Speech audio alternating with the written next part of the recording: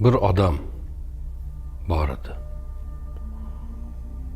Pulga juda ehtiyoji bor edi. Va biridan qarz so'radi. Qarz so'ragan odami dediki, tamom, men senga so'raganing qarzni beraman. Shohiding bormi dedi. Shohid. Aytdiki, odam bor. Qani? Shohidim Alloh dedi. Tamam. O zaman kafiling bormi dedi. Senga kafil bo'ladigan biri bormi? Sen qarzingni qaytara olmasang, seni o'rningga qaytaradigan biri bormi deganda, u odam aytdi, bor dedi. Kim? Kafilim ham Alloh dedi. Ya'ni shohidim ham, guvohim ham, ya'ni menga kafil bo'ladigan ham Allohdir dedi. Qarz so'ralgan odam ham mo'min odam edi. Dediki, tamom. Men senga qarz beraman. Qancha istaysan? 1000 dinar. Qachon qaytarasan? Falon oydan keyin, falon kuni mana shu bandargohga olib kelib beraman kemadan. U shaharda men tijorat bilan shug'ullanaman, boshqa bir shaharda, dengizning qarshi tarafida. U yerda bu seni qarzingni olib keladigan kunim, kemaga o'tirib, falon kuni, falon soatda inshaalloh mana shu bandargohda men seni qo'lingga o'sha 1000 dinarni olib kelib beraman deydi. Qarz beruvchi 1000 dinar pul beradi. Qarz olgan yo'lida ravona bo'ladi va va'dalashgan kun yaqinlashadi. Allohning izni bilan qarz olgan ishlarini yo'liga qo'yadi va qo'liga 1000 dinarni olib kemaga o'tirish uchun qirg'oqqa keladi.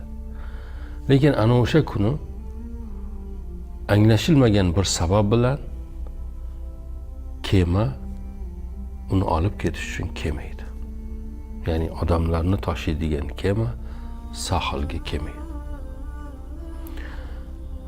Qarz olgan odam aytadiki, Robbim, qarz beruvchi dediki, shohiding bormi, guvohing bormi dedi. Men dedimki, Robbim guvoh. Va yana so'radi, kafil bormi? Men dedimki, Allohdir kafil. Endi bu ahvol nima ahvol bo'ldi? Men qanday qilib seni o'rtaga qo'yganim bir masalada so'zini tutolmagan biriga aylanaman deb ichidan qattiq bir iztirob chekadi. Va aytadiki, Robbim, kafil o'zingsan, shohid o'zingsan. Men bu 1000 dinarni mana bu to'nkani ichiga solaman. To'nkani yaxshilab suv kirgizmaydigan qilib berkitaman. O'zingning izning bilan inshaalloh bu pullar egasiga yetib boradi deydi.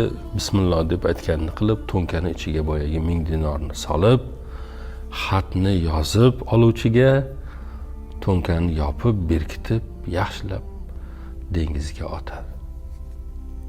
Endi kemalar bir kun yurgandir, 2 kun yurgandir, 3 kun yurgandir. Oradan o'sha 3-4 kun vaqt o'tgandan keyin qarz beruvchi bandargohga qarz olgandan pullarni olish uchun sohilda hozir nozir kemani kelishini kutyapti. Lekin o'sha kuni kema kelmaydi. Nega? Chunki 3 kun oldin kema yo'lga chiqmagan. Kechgacha kutadi.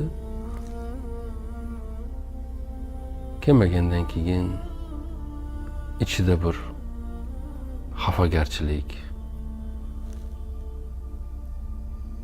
ishonchsizlik boshqa bilan boshini ham qilib meni go'yoki aldashdi degan bir ma'noda uyga qaytayotganda qaridiki sohilda bir to'nka. Buni deydi olay deydi, uyga borib deydi o'tin qilib pechkaga otaman degan ma'noda uyiga olib boradi, boltani oladi, yoraman deb bir ursa ichidan 1000 dinar pul yerga tushadi va u yerda xat maktub bo'ladi. Men falonchiman, bu maktub falonchiga, men u kishidan falon sanada buncha 1000 dinar qarz olgandim. Kema kelmagani uchun men va'da qilingan soatda buni olib bora olmay qoldim. Shu sababdan men Allohga tavakkal qilib bu to'nkani, kundani ichiga 1000 dinarni solib dengizga otdim. Inshaalloh egasiga yetib boradi degan ma'noda bir maktub. Endi boyagi pulni olgan odam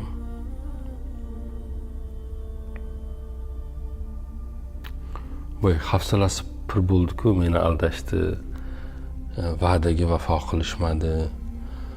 İnsanlar Allah'ını o'rtaga qo'yib ham bir-birini aldaydimi degan ma'noda ichida bir iztirob bor edi.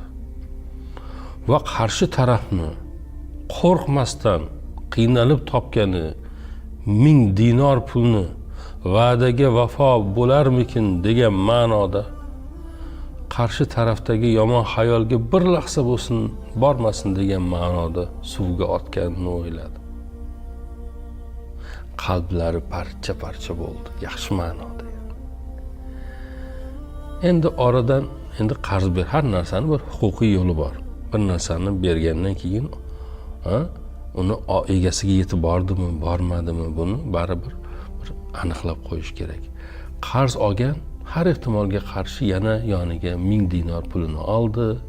Oradan vaqt o'tib kemaga o'tirdi va o'sha bir vaqtlar qarz bergan odamni uyiga keldi, xonadoniga. Dediki, birodar, men sizdan falon kuni